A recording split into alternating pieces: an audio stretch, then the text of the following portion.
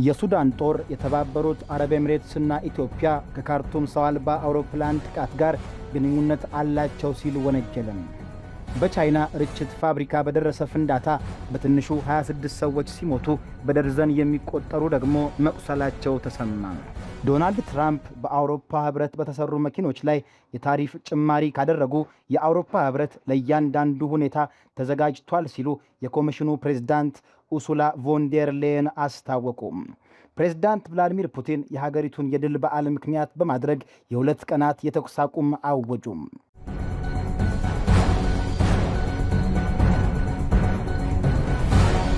ሰላም ጤና ይስጥልን የቻናላችን ተከታታዮች፣ ይህ ቮይስ ኦፍ ኢትዮጵያ ነው። የሰዓቱን የውጭ አጫጭር ዜናዎች ከዚህ ሰዓት ጀምሮ ወደ እናንተ የምናደርስ ይሆናል። ለቻናላችን አዲስ የሆናችሁ ሰብስክራይብ በማድረግ ቤተሰብ እንድትሆኑ እንጋብዛለን።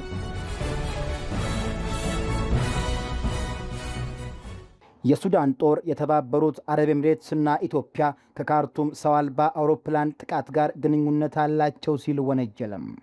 የዓለማችን ፖለቲካ ልክ እንደ ሸረሪት ድር የተሳሰረ በመሆኑ አንደኛው ጥግ ላይ የሚንቀጠቀጥ ክር ሌላኛው ጫፍ ማወኩ አይቀርም። ዛሬ የምንቃኘው ከእኛው አጎራባች ከሆነችው ሱዳን ከኢትዮጵያና ከባህረ ሰላጤዋ ሀገር የተባበሩት አረብ ኤሚሬቶች ጋር የተቆራኘውን ውስብስብ የዲፕሎማሲና የጦርነት ትኩሳት ነው። እስቲ በምናባችን ወደ ሱዳን መዲና ነጭና ጥቁር አባይ ወደሚዋሃዱበት ታሪካዊቷ የካርቱም ከተማ እንጓዝ። ካርቱም ላለፉት 3 አስከፊ ዓመታት በእርስ በርስ ጦርነት እሳት ስትለበለብ የቆየች የብዙሃን እንባ የፈሰሰባት ከተማ ነች። ሆኖም ከቅርብ ወራት ወዲህ በተለይም የሱዳን ጦር በመጋቢት 2025 እንደ አውሮፓውያኑ አቆጣጠር ከተማዋን መልሶ ከተቆጣጠረ በኋላ አንጻራዊ ሰላም አግኝታ እፎይ ማለት ጀምራ ነበር። አስቡት፣ በጦርነቱ ምክንያት ተፈናቅለው የነበሩ ሰዎች ቀስ በቀስ ወደ ፈረሰው ቤታቸው ሲመለሱ፣ የመንግስት መስሪያ ቤቶች በራቸውን ሲከፍቱና ዓለም አቀፍ ተቋማትም ስራቸውን ሲጀምሩ በከተማዋ ላይ የታየውን የተስፋ ጭላንጭል። እንዲያውም የካርቱም ዓለም አቀፍ አውሮፕላን ማረፊያ ከ3 ዓመታት ጸጥታና መቆራረጥ በኋላ ለመጀመሪያ ጊዜ ባለፈው ሳምንት ዓለም አቀፍ በረራን አስተናግዶ ከተማዋ አዲስ የተስፋ አየር እየተነፈሰች ነበር። ነገር ግን የፖለቲካውና የጦርነቱ ክፉኛ ጸባይ ይህ የካርቱም የሰላምና የተስፋ ጭላንጭል እንደ ንጋት ጤዛ በድንገት እንዲረግፍ አድርጎታል። ከአርብ ዕለት ጀምሮ በከተማዋ ወታደራዊና ሲቪል ኢላማዎች ላይ ያልተጠበቀ የድሮን ጥቃት ዝናብ መዝነብ ጀመረ። የሰላሙ አየር በጥይት ባሩድና በጭስ ተተካ። በተለይም ባለፈው ሰኞ ዕለት ገና ከጦርነቱ መጀመሪያ በሚያዝያ 2023 እንደ አውሮፓውያኑ አቆጣጠር ጀምሮ በሱዳን ጦር እና በፈጣን ድጋፍ ሰጪ ኃይሎች RSF መካከል የመጀመሪያው ከባድ ውጊያ አስተናግዶ የነበረውና ሰሞኑን ዳግም ሕይወት ዘርቶ የነበረው ይኸው የካርቱም ዓለም አቀፍ አውሮፕላን ማረፊያ የድሮን ጥቃቱ ዋና ኢላማ ሆኖ አረፈው። ታዲያ የዚህ ሁሉ ውድመትና ያልተጠበቀ ጥቃት ባለቤት ማን ነው?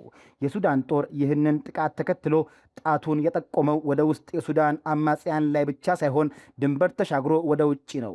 የሱዳን ጦር አፈቀላጤ የሆኑት ብርጋዴር ጀነራል አሲም አዋድ አብዱላሃብ ይህንን የካርቱም አውሮፕላን ማረፊያ ጥቃት ተከትሎ ቀጥተኛና እጅግ የከረረ ውንጀላቸውን በጎረቤት ሀገር ኢትዮጵያና በተባበሩት አረብ ኤሚሬቶች ላይ ሰንዝረዋል።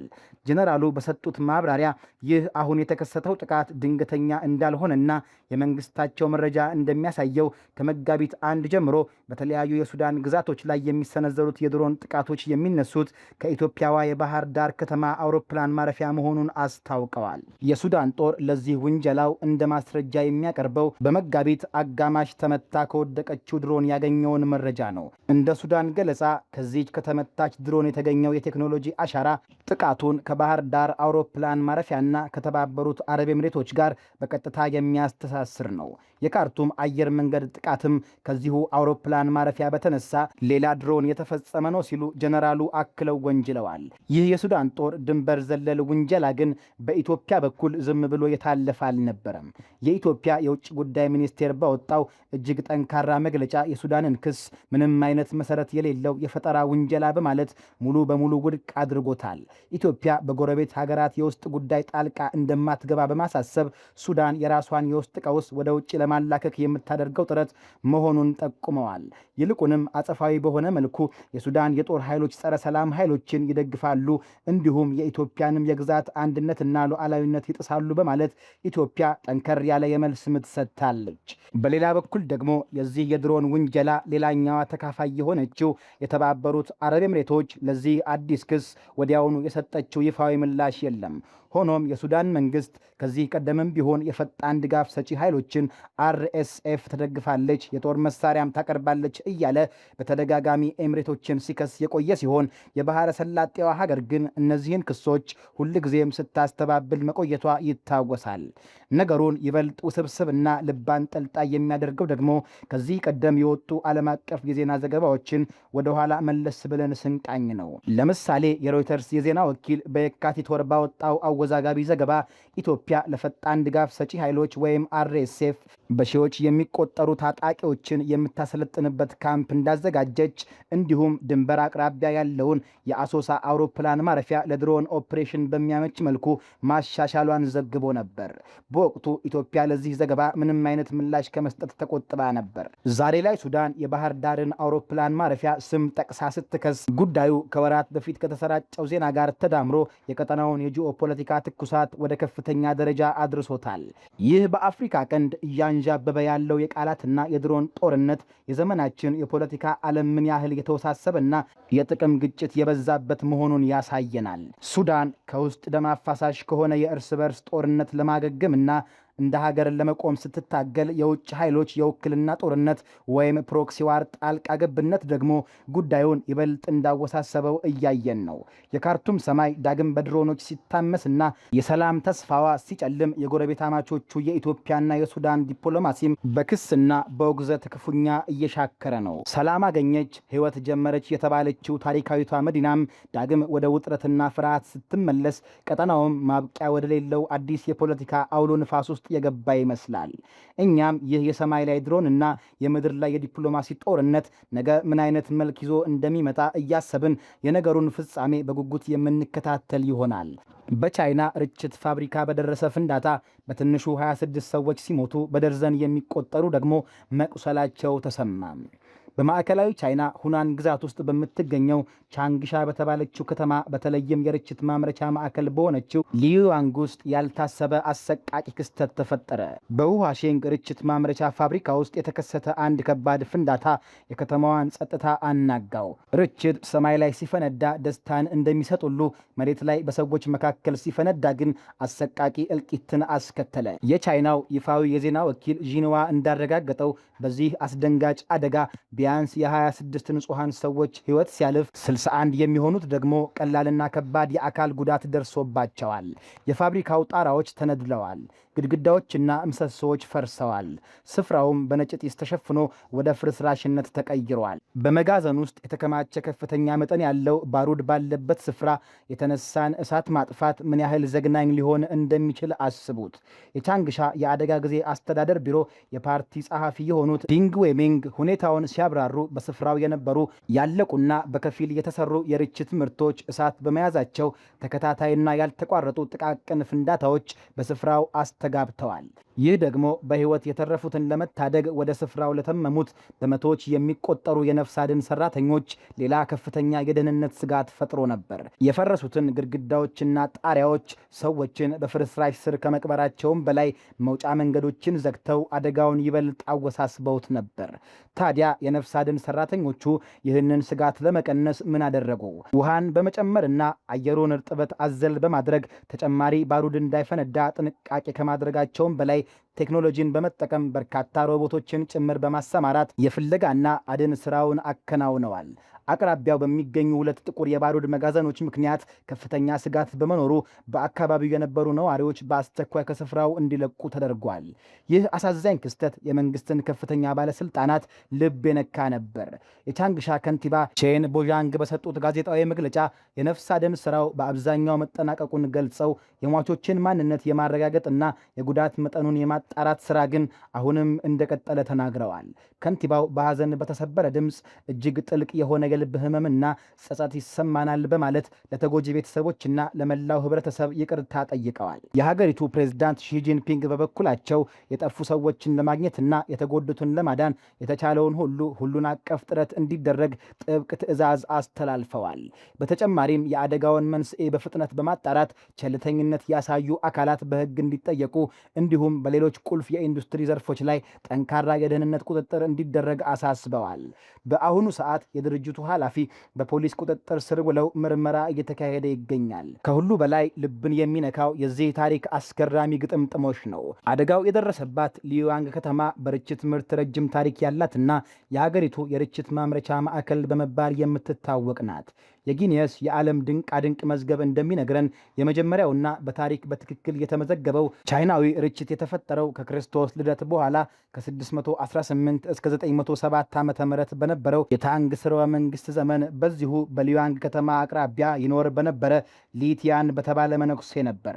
ይህ መነኩሴ ባሩድን በቀርከሃ ግንድ ውስጥ ከቶ በማፈንዳት ከፍተኛ ድምፅ መፍጠር እንደሚቻል ተገነዘበ። ይህንንም ያደረገው ባህላዊውን የአዲስ ዓመት በዓል ሲያከብሩ ክፉ መናፍስትን ለማባረር አስቦ ነበር። እንዴት ያለ የታሪክ ምጸት ነው! ያኔ ክፉ መናፍስትን ለማባረር የተፈጠረው ቴክኖሎጂ ዛሬ በዘመናችን ራሱ አሰቃቂ አደጋ ሆኖ የ26 ንጹሐንን ሕይወት ቀጠፈ። ይህ አደጋ በቻይና የርችት ኢንዱስትሪ ላይ ጥቁር ጠባሳ ጥሏል። ለዚህም ነው በአካባቢው ያሉ ሁሉም የርችት ማምረቻዎች ስራቸውን ሙሉ በሙሉ እንዲያቆሙ የተወሰነው። እንደ ኤሮፓውያን አቆጣጠር በየካቲት ወር የጨረቃ አዲስ ዓመት አካባቢም በተመሳሳይ ርችት መሸጫ ሱቆች ላይ የደረሱ 2 ገዳይ ፍንዳታዎች መመዝገባቸው ዘርፉ ምን ያህል አደገኛ እንደሆነና ተጨማሪ ጥንቃቄ እንደሚሻ የሚያሳይ ሕያው ምስክር ነው። የቻይናዋ ሊያንግ ከተማ ታሪክ የሰው ልጅ ፈጠራዎች እንዴት በሁለት ቢላዋ እንደሚቆርጡ የሚያሳይ ሕያው ማሳያ ነው። ለደስታና ለበዓላት ድምቀት ብለን የምናመርታቸው ቁሳቁሶች የጥንቃቄ ጉድለት ሲታከልባቸው ምን ያህል አስከፊ እልቂት ሊያስከትሉ እንደሚችሉ ይህ አሳዛኝ ክስተት አስተምሮናል። በሰማይ ላይ የሚበራው የደስታ ርችት መሬት ላይ የሐዘን እሳት እንዳይሆን የኢንዱስትሪ ደህንነት ምን ያህል ወሳኝ እንደሆነ አስረግጦ ይነግረናል። ዶናልድ ትራምፕ በአውሮፓ ህብረት በተሰሩ መኪኖች ላይ የታሪፍ ጭማሪ ካደረጉ የአውሮፓ ህብረት ለእያንዳንዱ ሁኔታ ተዘጋጅቷል ሲሉ የኮሚሽኑ ፕሬዝዳንት ኡርሱላ ቮንደር ሌየን አስታወቁ።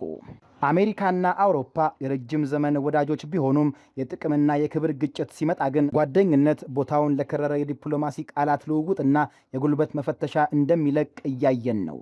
እስቲ ነገሩን ከመነሻው እንየው። ባለፈው ሳምንት የአሜሪካው ፕሬዝዳንት ዶናልድ ትራምፕ አንድ ያልተጠበቀና አውሮፓውያንን ክፉኛ ያስደነገጠ ቦምብ አፈነዱ። ይኸውም አሜሪካ በአውሮፓ ህብረት አገራት ከሚመረቱ መኪኖች ላይ የምትጥለው የ15 በመቶ ታክስ በድንገት ወደ 25 በመቶ ከፍ አደርጋለሁ የሚል አስደንጋጭ ዛቻ ነበር። ፕሬዝዳንቱ ለዚህ እርምጃቸው እንደ ምክንያት ያቀረቡት አውሮፓውያን ሕግና ስምምነት አላከበሩም የሚል ክስ ነው። ይህ ዛቻ በአውሮፓ የፖለቲካ የኢኮኖሚ ኮሪደሮች ውስጥ ከፍተኛ መደናገጥንና ቁጣን ፈጥሯል። ነገር ግን አውሮፓውያን ይህንን ማስጠንቀቂያ አጎንብሰው አልተቀበሉትም። የአውሮፓ ህብረት ኮሚሽን ፕሬዝዳንት ኡርሱላ ቮንደር ሌየን በአርሜኒያ ጉብኝት ላይ እያሉ በሰጡት ጠንካራና ቆራጥ ምላሽ ህብረቱ ለማንኛውም አይነት ሁኔታ ዝግጁ መሆኑን አስታውቀዋል። ስምምነት ነው፣ እኛ ደግሞ የገባነው ስምምነት አለን በማለት አቋማቸውን በግልጽ አንጸባርቀዋል። እሳቸው እንደሚሉት የዚህ የንግድ ስምምነት ዋነኛ ማጠንጠኛ የጋራ ብልጽግና፣ የተጣመሩ ህጎችና ተአማኒነት ናቸው። ቮንደር ሌየን አክለውም አሜሪካ በራሷ ፍላጎት ብቻና በተናጠል ታክስን እንዳትጨምር የሚከለክል ገደብ በስምምነቱ ላይ መስፈሩን በማስታወስ ከዚህ ግንኙነት የምንፈልገው የጋራ ተጠቃሚነትንና ትብብርን ነው፣ ነገር ግን ለማንኛውም ሁኔታ ተዘጋጅተናል በማለት አሜሪካ ታክሱን የምትጨምር ከሆነ አውሮፓም አጸፋዊ እርምጃ ለመውሰድ ወደኋላ እንደማትል በዘዴ ገልጸዋል። ነገሩን ይበልጥ ሳቢ የሚያደርገው ደግሞ ወደኋላ መለስ ብለን የዚህን የንግድ ስምምነት መጓተት ታሪክ ስንመረምር ነው።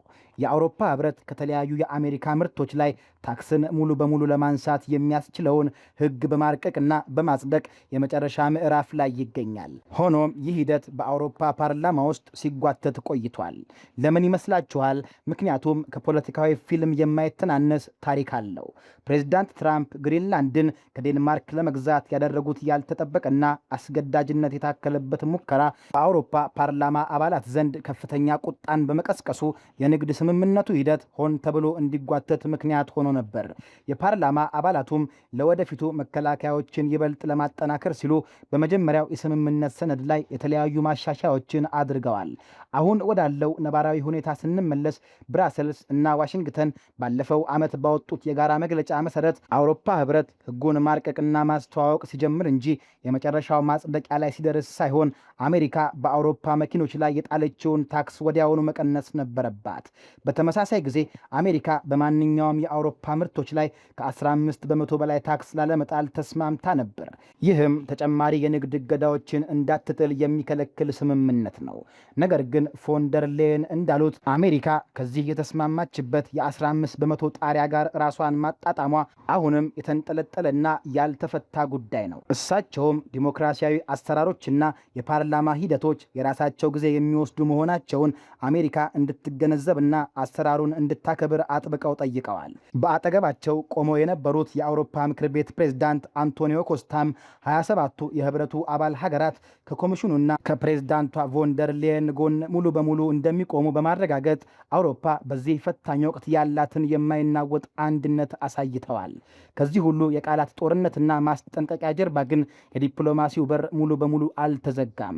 ብራሰልስ የትራምፕ ዛቻ ከየት እንደመጣና ምንጩ ምን እንደሆነ ከዋሽንግተን ግልጽ የሆነ ማብራሪያ እየፈለገች ትገኛለች። በሌላ በኩል ደግሞ ለማንኛውም ምላሽ ዝግጁ መሆኗን ማሳየቷን አላቋረጠችም። ነገሩን በጠረጴዛ ዙሪያ ለመፍታትም የአውሮፓ ህብረት የንግድ ኮሚሽነር ማሮሽ ሼፍቾቪች እና የአሜሪካው የንግድ ተወካይ ጄሚሰን ሊግሪር በፈረንሳይ ፓሪስ በሚካሄደው የቡድን 7 ስብሰባ ጎን ለጎን ተገናኝተው በዚህ አሳሳቢ ጉዳይ ላይ ይመክራሉ ተብሎ ይጠበቃል። ይህ ስብሰባ የሁለቱን ግዙፍ የኢኮኖሚ ኃይሎች የንግድ ጦርነት ሊያበረድ የሚችል ወሳኝ የዲፕሎማሲ መድረክ ይሆናል ተብሎ ይታሰባል። እዚህ ላይ ግን አንድ ሌላ ልብ ልንለው የሚገባ የፖለቲካ ትኩሳት አለ። የትራምፕ የ25 በመቶ ታክስ ዛቻ ድንገት ከየት መጣ የሚለው ጥያቄ ብዙዎችን እያነጋገረ ነው። በርካታ የፖለቲካ ተንታኞች ይህን ዛቻ የጀርመኑ ቻንስለር ፍሬድሪች ሜርዝ በቅርቡ ከተናገሩት አወዛጋቢ ቃል ጋር ያያይዙታል። ቻንስለሩ ኢራን አሜሪካንን በጦርነቱ አዋርዳታለች የሚል አስተያየት ሰጥተው ነበር። ጀርመን ደግሞ በአውሮፓ ትልቋ የመኪና አምራችና በውጭ ንግድ ላይ በእጅጉ ጥገኛ የሆነች ሀገር በመሆኗ የትራምፕ ዛቻ በቀጥታ ጀርመንን ኢኮኖሚያዊ ቅጣት ለመቅጣት ያለመ ሊሆን እንደሚችል ይገምታል። ምንም እንኳን ቻንስለር ሜርዝ በእሳቸው ንግግርና አሜሪካ በጣለችው የ25 በመቶ ታክስ ዛቻ መካከል ምንም አይነት ግንኙነት የለም ብለው ቢያስተባብሉም በፖለቲካው ዓለም የአጋጣሚዎች መገጣጠም ሁሌም ጥያቄን ማስነሳቱ አይቀርም። ይህ የአሜሪካና የአውሮፓ ህብረት የንግድ መቃቃር የዓለማችንን የኢኮኖሚ ሚዛን ሊያናውጥ የሚችል ትልቅ ክስተት ነው። በአንድ በኩል ስምምነትን አላከበራችሁም የሚለው የአሜሪካ ውንጀላ፣ በሌላ በኩል ደግሞ ለማንኛውም ሁኔታ ዝግጁ ነን የሚለው የአውሮፓውያን የድፍረት ምላሽ የዓለምን የንግድ ፖለቲካ ምን ያህል ውስብስብና በቀላሉ የሚሰበር እንደሆነ ያሳየናል። የፓሪሱ የዲፕሎማቶች ስብሰባ ይህን ውጥረት ያረግበው ይሆን ወይስ አሜሪካና አውሮፓ ወደ ከረረ የንግድ ጦርነት ያመራሉ? ይህን ጊዜ የሚመልሰው ይሆናል። ፕሬዝዳንት ቭላዲሚር ፑቲን የሀገሪቱን የድል በዓል ምክንያት በማድረግ የ2 ቀናት የተኩስ አቁም አወጁ። እስኪ ለጥቂት ደቂቃዎች ምስሉን በአእምሯችን እንሳለው። በአንድ በኩል በሞስኮ ታሪካዊ ቀይ አደባባይ ላይ በደማቅ ወታደራዊ ትርኢት የሚከበር የድል በዓል አለ። ያማሩ የጦር ልብሶች፣ በሰልፍ የሚረግጡ ወታደሮች እና የብሔራዊ ኩራት ስሜት አየሩን ሞልቶታል። በሌላኛው የዓለማችን ጥግ ደግሞ የፍርሃት ድባብ፣ በማንኛውም ሰዓት ሊዘንብ የሚችል የሚሳኤልና የድሮን ጥቃት ስጋት፣ የፈረሱ ሕንፃዎችና የሰቆቃ ድምፅ ይሰማል። ይህ የዘመናችን የጂኦፖለቲካዊ ቼዝ ጨዋታ እና የጦርነት አስገራሚ ትዕይንት ነው። የሩሲያው ፕሬዝዳንት ቭላዲሚር ፑቲን ሜይ 9 የሚከበረውን ታሪካዊውን የድል ቀን ምክንያት በማድረግ ያወጁት የ2 ቀናት የተናጠል ተኩስ አቁም ከሩቅ ሲሰሙት በጦርነት አውድማ መሃል የተዘመረ የሰላም ጥሪ ሊመስል ይችላል። ሆኖም ግን ወደ ውስጥ ዘልቀን ነገሩን ስንመረምር ከዚህ የፖለቲካ ጋሻ ጀርባ እጅግ የተሳለ ሰይፍ ተደብቆ እናገኛለን። የሞስኮ መልእክት ቃናው የሰላም ይምሰል እንጂ እውነተኛ ይዘቱ እጅግ ግልጽና አስፈሪ ነው። ሩሲያ ይህንን በዓል በከፍተኛ የብሔራዊ ኩራት ስሜት ነው የምታከብረው። ነገር ግን ዘንድሮ ፍርሃት አለ። የዩክሬን ድሮኖች እና ሚሳኤሎች በዓሉን ሊያበላሹት ይችላል የሚል ከባድ ስጋት በክሬምሊን ኮሪደሮች ውስጥ ያንዣብባል። ስለዚህ ሞስኮ ምን አደረገች? እኔ ሳከብር ከተነፈሳቸው አመድ አደርጋችኋለሁ የሚል አንድምታ ያለው ፖለቲካዊ እርምጃ ወሰደች። አያችሁ አይደል የነገሩን አስገራሚነት። የሩሲያ መከላከያ ሚኒስቴር ያወጣው መግለጫ በበዓላችን ቀን አንዳች ሙከራ ብታደርጉ ማዕከላዊ ኪየቭን እጅግ አውዳሚ በሆነ የሚሳኤል ጥቃት እንመታታለን። ስለዚህ የውጭ ዲፕሎማቶችም ሆኑ ነዋሪዎች ከተማዋን ለቀው ይውጡ የሚል የዛቻ ቃና ያዘለ ነው። ስንገመግመው ይህ የሞስኮ እርምጃ ራሷን ከጥቃት ለመከላከልና ለበዓሉ ድምቀት ስትል የዘረጋችው ስልታዊ የመከላከያ ቀለበት እንጂ ለእውነተኛ ሰላም የተዘረጋች የነጭ እርግብ ክንፍ አይደለችም። የተኩስ አቁም አዋጁ በዋናነት ሞስኮ በዓሏን ያለምንም ውርደትና መስተጓጎል እንድታከብር የተፈጠረ ታክቲካዊ ጋሻ ነው። የቀይ አደባባይ ትርኢት ከእንግዲህ የድሮን ድል መታሰቢያ ብቻ ሳይሆን አሁን ላይ ሞስኮ ምን ያህል ጥቃት ሊሰነዘርባት ይችላል ተብሎ በሚሰጋበት ወሳኝ ወቅት ላይ የተፈጠረ የፍርሃትና የድፍረት መፈተኛ መድረክ ሆኗል። እስኪ አሁን ደግሞ ወደ ሌላኛው ጥግ እንሻገርና ራሳችሁን በዩክሬናውያን ጫማ ውስጥ አድርጋችሁ አስቡት። በዚያ በኩል የተቆጡትና እውነታውን ያለማለስለሻ የሚናገሩት የዩክሬኑ ፕሬዝዳንት ቮሎዲሚር ዜሌንስኪ አሉ። ትናንት በመሬፋ ዛሬ ደግሞ በዲኒፕሮ ንጹሐን ዜጎች ሕፃናትና አዛውንቶች በሩሲያ ሚሳኤል እየረገፉ ቤታቸው ፈርሶ ሜዳ ላይ እየቀሩ ሞስኮ በድንገት ብቅ ብላ ነገ በዓሌ ስለሆነ ለአንድ ቀን እረፍት እንውሰድና ጦርነቱን እናቁም ስትል ምን አይነት ስሜት የሚፈጠር ይመስላችኋል? ለዜሌንስኪ እና ለዩክሬን ሕዝብ ይህ የሞስኮ ውሳኔ አሳዛኝ የፖለቲካ ቲያትር እና የግብዝነት ጥግ ነው። ዩክሬን እኛ በሩሲያ ወረራ ምክንያት በዓላት የሉንም፣ ሕዝባችን በየቀኑ እየሞተ ነው፣ ስለዚህ ሞስኮ በሰላም እንድታከብር ስንል የምንሰጠው የእፎይታ ጊዜ በፍጹም አይኖርም የሚል ጥብቅና ምሬት የተሞላበት አቋም ይዛለች። ከዚህም ባለፈ ዜሌንስኪ ይህ የተኩስ አቁም ሐሳብ ለኪየቭ በይፋ እንዳልቀረበና በአሜሪካና በሩሲያ የጀርባ በር ድርድር ብቻ የተወራ መሆኑን በማንሳት የሞስኮን ስነ ልቦናዊ ጫና ሙሉ በሙሉ ውድቅ አድርገውታል። የተጠቂውን አካል ሐሳብ ያላካተተና አሜሪካንና ሩሲያን ብቻ ያሳተፈ የሰላም ውይይት ለዩክሬን ከንቀት የሚቆጠር ነው። ይህንን ክስተት በጥልቀት ስናስተውል ጦርነት ማለት የጥይት የሚሳኤልና የድሮን ልውውጥ ብቻ ሳይሆን ዓለም አቀፉን ማህበረሰብ ለማሳመን የሚደረግ ትርክትን የመቆጣጠር ፉክክርም ጭምር መሆኑን እንረዳለን። ሩሲያ በዚህ እርምጃዋ ራሷን ለታሪካዊ በዓሏ ክብር ስትል ተኩስ አቁም ያወጀች፣ ለሰላም ቅድሚያ የሰጠች ሀገር አድርጋ ማሳየት ትፈልጋለች። ነገር ግን ቀይ መስመሬን ካለፋቸው ማዕከላዊ ኪየቭን አጠፋለሁ በሚል ዛቻዋ የሀያልነት ጡንቻዋን አብራ እያሳየች ነው።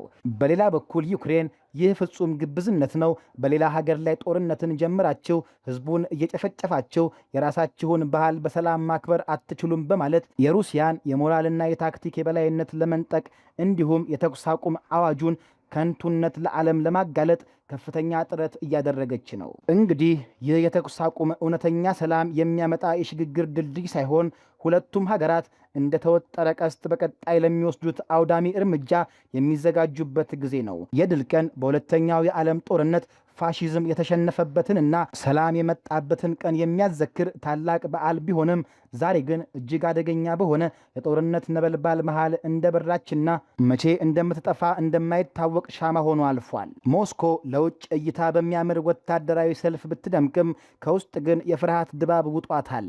ኪየቭ በበኩሏ የጠላትን የበዓል ፌሽታ ላለመቀበል የቆረጠች ቢሆንም የሞስኮን የዛቻ ሚሳኤል አቅጣጫ በስጋት ትጠብቃለች። ይህች አጭር የጸጥታ ጊዜ የተኩስ እረፍት እንጂ የሰላም ጊዜ አይደለችም።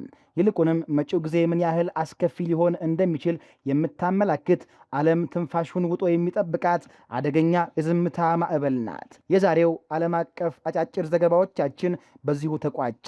ስለተከታተላችሁን እያመሰገንን ለቻናላችን አዲስ የሆናችሁ ሰብስክራይብ በማድረግ ቤተሰብ እንድትሆኑ እንጋብዛለን። ከሰዓታት በኋላ በሌሎች ዓለም አቀፍ ጉዳዮች እስከምንገናኝ ሰናይ ጊዜ